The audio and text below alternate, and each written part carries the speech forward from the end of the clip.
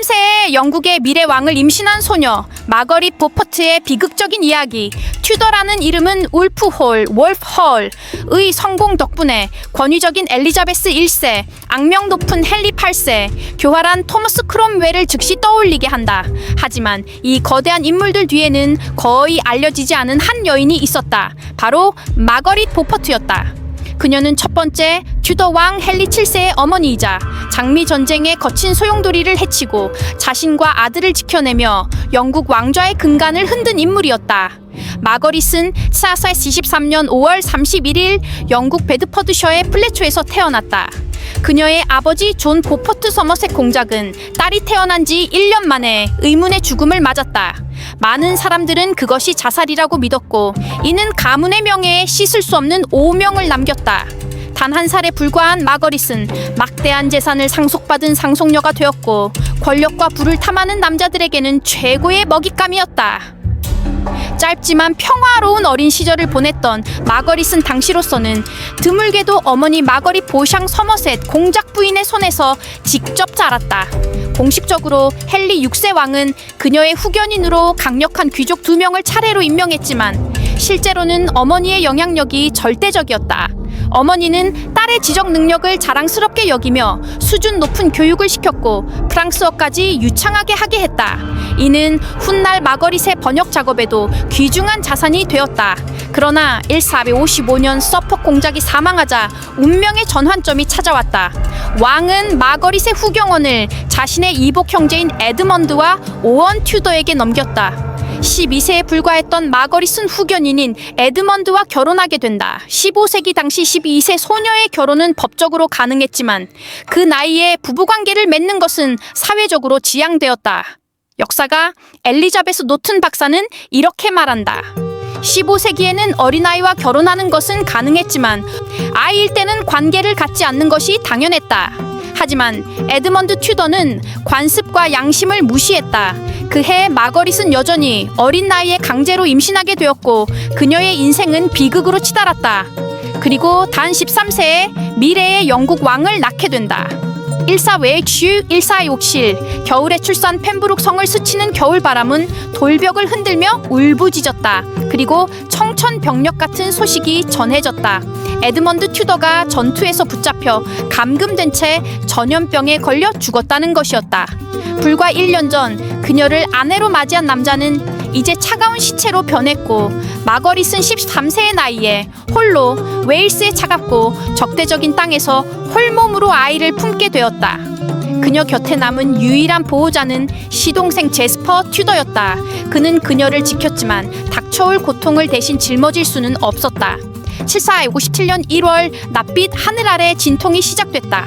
어머니도 숙련된 의사도 없이 단지 몇 명의 시녀와 창틈으로 스며드는 바람소리만이 함께했다. 아직 몸이 다 자라지 않은 작고 여린 마거릿은 목숨을 위협하는 고통스러운 출산과 싸워야 했다. 마침내 아기의 울음소리가 정막을 찢었다. 헨리 튜더가 세상에 태어난 것이다. 작은 몸, 연약한 숨, 그러나 언젠가 왕조를 무너뜨릴 왕의 피를 지닌 아이였다. 마거릿에게 이것은 기적이었다. 그녀는 신이 두 사람을 살려준 이유가 있다고 믿었고 그 순간 마음속으로 서약했다. 무슨 수를 쓰더라도 아들을 왕위에 올리겠다. 하지만 기적에는 대가가 따른다. 이번 출산은 그녀의 몸에 영구적인 손상을 남겼고 다시는 아이를 가질 수 없게 했다. 13세에 그녀는 강제 결혼, 과부, 그리고 생사의 경계를 넘는 출산을 모두 겪었다. 1457, 1458. 말없는 플레이어로 변신하다 회복할 시간은 짧았다. 이제 마거릿은 혹독한 현실과 마주했다. 그녀는 막대한 재산을 가진 10대 과부이자 왕위를 위협할 수 있는 혈통을 지닌 아들의 어머니였다. 15세기의 무자비한 세상에서 이는 모든 권력자들이 그녀를 통제하거나 제거할 이유가 된다는 뜻이었다. 하지만 마거릿은 순순히 끌려갈 생각이 없었다. 대부분의 여성이 자신의 운명을 남에게 맡기던 시대에 그녀는 대담한 결정을 내렸다. 직접 남편을 선택하겠다는 것이었다. 그녀의 선택은 버킹엄 공작의 차남 헨리 스태퍼드였다.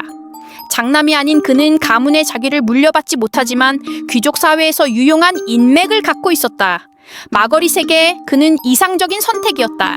자신과 아들을 지켜줄 만큼 강하지만 그녀를 완전히 지배할 만큼 강력하진 않은 남자. 1498년 15세의 마거릿과 35세의 스태퍼드는 결혼했다. 이 결혼은 전략적이었을 뿐 아니라 놀랍게도 다정한 관계였다. 기록에 따르면 스태퍼드는 그녀를 친절하게 대했고 시부모 역시 그녀를 유산 명단에 올릴 정도로 호의적이었다. 그러나 마거릿은 경계를 늦추지 않았다.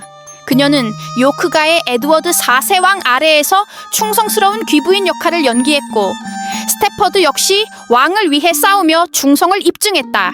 그럼에도 그녀의 랭커스터 피는 여전히 뜨거웠다. 1470년 헨리 6세가 잠시 왕위에 복귀하자 마거릿은 과감히 아들을 왕에게 데려가 그의 왕족 혈통과 랭커스터 후계자로서의 가능성을 세상에 공개했다. 이것은 대담한 도박이었지만 실패로 끝났다.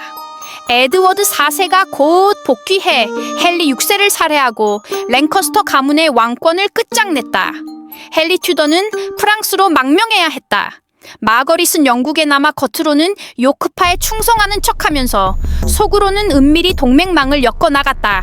결혼, 강간, 과부, 죽음의 문턱을 넘는 출산을 겪은 소녀는 이제 영국 정치판에서 가장 위험한 침묵의 플레이어로 변모해 있었다. 1483, 1415 마지막 도박 1483년 영국은 또다시 혼란에 빠졌다. 에드워드 4세가 사망하고 어린 아들이 에드워드 5세로 선포되었으나 즉위하지 못했다. 대신 삼촌이 왕위를 빼앗고 스스로를 리처드 3세로 선포했다. 궁정 안에는 속삭임이 퍼졌다. 타반의 어린 왕자들이 사라졌다는 것. 많은 이들이 리처드의 명령으로 살해당했다고 믿었다. 마거릿에게 이것은 위험이자 기회였다. 여전히 브르타뉴에서 망명 중인 헨리 튜더를 왕위에 올릴 길이 열린 것이다. 그녀가 랭커스터 충신들과 실망한 요크파를 하나로 묶을 수 있다면 왕좌는 헨리의 것이 될 수 있었다. 가장 충격적인 동맹은 에드워드 4세의 미망인이자 리처드 3세의 숙적 엘리자베스 우드빌과의 협력이었다. 두 여성은 헨리 튜더와 요크의 엘리자베스의 결혼을 계획해 두 왕가를 통합하고 평화를 약속했다. 리처드 3세는 이를 간파하고 마거릿의 자귀를 박탈했으며 그녀를 남편 스탠리 경위 감시 아래 가택연금에 처했다. 그러나 리처드는 간과했다. 스탠리의 충성심은 유동적이었다. 겉으로는 왕을 섬겼지만 은밀히 마거릿과의 연락을 유지했다. 2년 동안 마거릿의 삶은 외줄타기였다. 한 장의 편지, 한마디 속삭임이 곧 사형 선고가 될 수 있었다. 그리고 1485년 8월 마지막 승부가 시작됐다. 헨리 튜더가 군대를 이끌고 웨일스에 상륙한 것이다. 스탠리는 공식적으로 여전히 리처드의 부하였지만 보스워스 전투 당일 아침까지 어느 편에 설지 결정을 미뤘다. 전투가 혼돈 속에 치닫자 스탠리군은 리처드를 배신했다. 분노한 왕은 직접 헨리를 향해 돌진했으나 곧 포위당해 말에서 끌어내려져 전사했다. 왕관은 진흙 속에서 발견되어 헨리의 머리에 씌워졌다. 마거릿 보퍼트의 아들은 이제 영국의 헨리 7세였다. 13세의 아기를 낳고 강제 결혼과 과부 그리고 목숨을 건 싸움을 버텨낸 소녀가 왕과 살인자들을 상대로 승리를 거둔 것이다. 그날 이후 그녀는 스스로를 왕의 어머니 마거릿 아럴이라고 칭하며 거의 왕과 맞먹는 권위를 행사했다. 이제 그녀는 결코 무력하지 않았다. 그리고 그녀의 고통과 집념에서 태어난 튜더 왕조는 100년 넘게 영국을 지배했다.